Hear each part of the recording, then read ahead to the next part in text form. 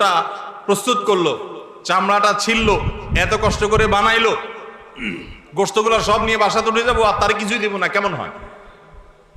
দেখতে মনে হচ্ছে এটা অমানবিক না? আসলে কাহিনী ভিন্ন। কাহিনী কি? কাহিনী হলো কোরবানির পশু আমরা যখন জবাই করলাম, বিসমিল্লাহ আল্লাহু আকবার, আল্লাহুম্মা মিনকা ওয়ালাক, এটা যখন জবাই করলাম আল্লাহর নামে, তখন এই পশু আল্লাহর নামে জবে হয়ে গেছে। এটা মূলত যেটা বললাম গরিব দুঃখীকে দেওয়ার কথা। কারণ আমরা যখন যাকাত দেই, সাদেকা দেই, তখন কি ওটা নিজে খাইতে পারি? আর তাহলে কোরবানি গোশত তো খাইতে পারার কথা না, কিন্তু আমরা খাইতে পারতেছি কেন? আল্লাহ তাআলা এই একটা আর্থিক ইবাদত আল্লাহ কবুল করেছেন। আমরা যখন সহি নিয়ত যদি করে থাকি, আল্লাহ কবুল করে এরপর বলেন ঠিক আছে তোমাকে দিলাম, তুমি খাও, আমার তরফ থেকে, আল্লাহর তরফ থেকে এবার আমি খাই।